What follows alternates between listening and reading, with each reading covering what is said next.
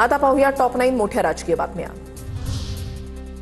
गौतम अदानींनी शरद पवारांची भेट घेतली। शरद पवारांच्या भेटीसाठी गौतम अदानी सिल्वर ओक निवासस्थानी, दोघांमध्ये पाऊण तास भेट।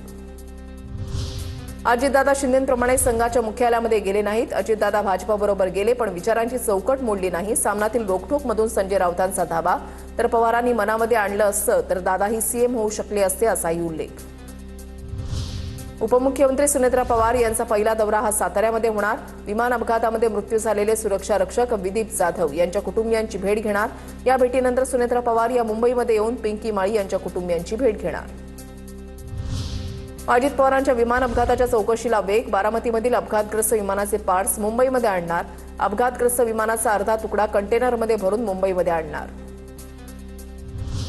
मुंबईतील राष्ट्रवादी काँग्रेसच्या प्रदेश कार्यालयामध्ये अजित पवारांचे अस्थि कलश आणल्या। प्रदेशाध्यक्ष सुनील तटकरेंसह पार्थ पवारांच्या हस्ते अस्थि कलशांचं पूजन। सुप्रिया सुळेंनी अजितदादांसोबतचा फोटो स्टेटसला ठेवत आठवणी जागवल्या। अजित पवारांना बहीण बिजू अक्का यांनी बांधलेल्या राखीचाही फोटो स्टेटसला ठेवलाय। भोसले पाटलांचा पक्ष पटेलांचा होऊ नये, संजय राऊतांची प्रतिक्रिया। राष्ट्रवादीमध्ये तटकरे पटेल सर्व निर्णय घेतात। राष्ट्रवादी हा मराठी चेहऱ्याचा अस्मितेचा पक्ष। महाराष्ट्राच्या अस्मितेबाबत दादांनी तडजोड केली नाही, असंही राऊतांचं वक्तव्य। लाडकी बहीण योजनेच्या जीआरवर अजित पवारांची सही। खासदार धैर्यशील मोहिते पाटील यांचं वक्तव्य, तर योजना भाजपच्या सरकारची, जयकुमार गोरेंचा दावा। धाराशिवमध्ये पुतळ्यात धनंजय सावंतांच्या विरोधात तानाजी सावंतांचा प्रचार। कार्यकर्ते नाराज असल्यानं बंडखोरी केल्याचा धनंजय सावंतांचा आरोप। पक्षामध्ये नाराजी नाही, तानाजी सावंतांनी धनंजय सावंतांचे आरोप खोडले। आता पाहूया टॉप 9 राजकीय बातम्या।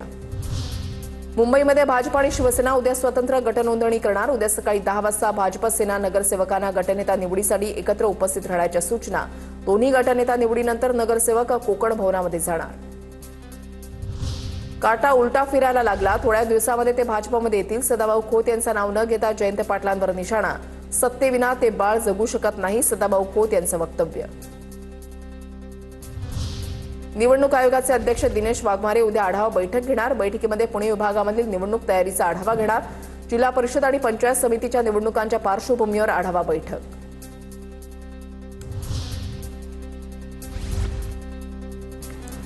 राज ठाकरेंनी उद्या पदाधिकाऱ्यांची बैठक बोलावली। उद्या सकाळी 10 वाजता एमआयजी क्लबमध्ये बैठक। मुंबईतील पक्षाच्या विभाग अध्यक्षांनाही बैठकीला बोलावलं। महापालिकेच्या निकालावर होणार मंथन।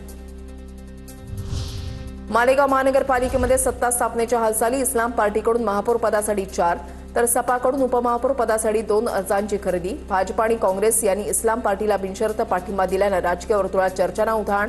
शिवसेना शिंदे गटाला सत्तेपासून दूर ठेवण्याची रणनीती आखली जात असल्याची जोरदार चर्चा। आता दादा भुसेंच्या खेळीकडे लक्ष।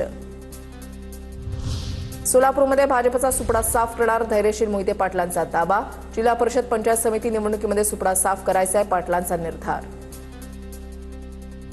सुपडा साफ कोणाचा झाला हे जनतेने दाखवून दिलं। जयकुमार गोरेंचं धैर्यशील मोहिते पाटलांना प्रत्युत्तर। नगर परिषद निवडणुकीमध्ये सोलापूरमध्ये तुतारीचा एकही उमेदवार विजयी नाही, गोरेंची टीका। सोलापूरच्या अक्कलकोटमध्ये ठाकरेंच्या शिवसेनेला मोठा धक्का। ठाकरेंच्या तालुका प्रमुखांचा शेकडो कार्यकर्त्यांसह भाजपमध्ये प्रवेश। लातूरच्या झडपी निवडणुकीमध्ये पुन्हा विलासराव देशमुखांच्या आठवणींचा मुद्दा। विलासराव देशमुखांच्या आठवणी पुसण्याची भाजपची भाषा। भाजपनं वैचारिक लढाई लढावी पण आमच्या अस्मितेला हात लावू नये, अमित देशमुखांची प्रतिक्रिया।